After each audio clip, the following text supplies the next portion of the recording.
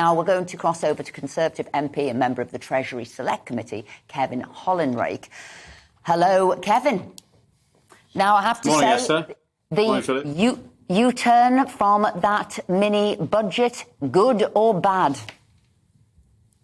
Yeah, it's the right thing to do. I mean, the top and bottom of it is, had we carried on as we were, we'd be getting into lots more debt, and you can't borrow money to pay for tax cuts. I think that's quite clear that what the market said about that, and the lack of a clear plan to get us back in the black was one of the problems too. So I think the markets will be reassured now by the reversal of that promise to cut corporation tax.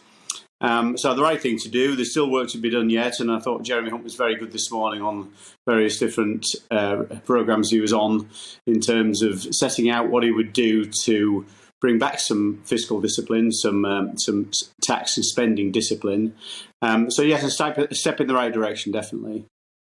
We were all told that increase in corporation tax by such a drastic amount would actually reduce the amount of money the Exchequer got, because it would harm business investment, and it would make us less attractive for people to invest here rather than somewhere else, and that we'd actually therefore get less tax revenue in, and we'd be borrowing more on the back of it. So what's happened to that argument?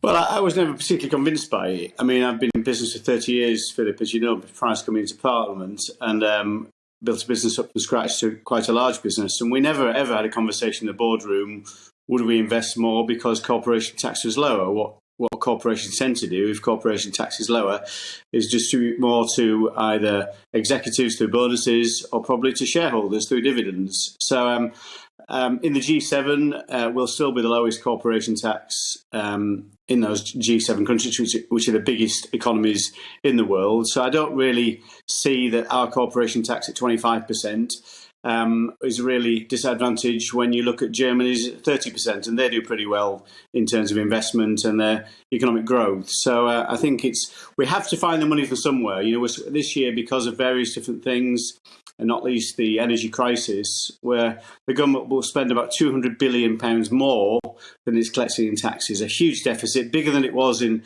2008 that we inherited in 2010, if you remember. And we had to have some very difficult years to try and help pay for that and bring that down. So we're in a pretty difficult situation anyway. So I think it's right that we're cautious and that we do try and balance the books as well as going for growth.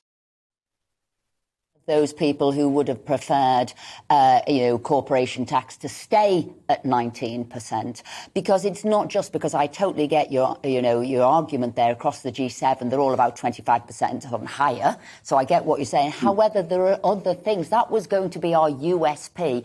Come to the UK because we're cheap, because there's so many other things. You've got to take regulation into account, investment into account, technology into account, the workforce into account. And if we're falling behind on some of them, which we're seeing with the workforce, to get businesses to come here, you had to have something that was going to bring them here. So I do feel it will be a mistake for us to take the tax up to 25%. Can you see sort of my argument there? Well, I can, but remember the taxes only goes to that level for companies who make profits over £250,000 a year, which excludes the vast majority of companies. Most companies won't be affected at all by that.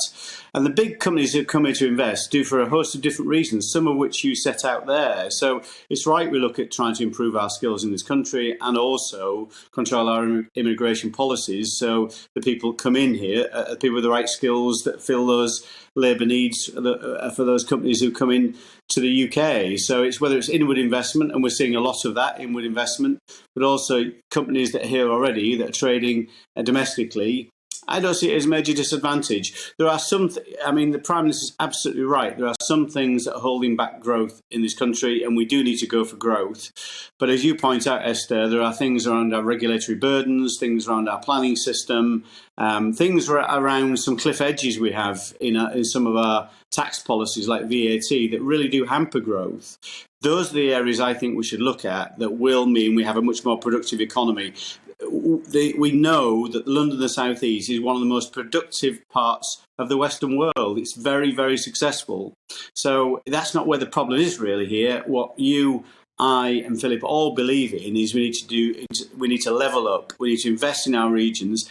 That's where the productivity puzzle will be solved, and that's how we'll really go for growth.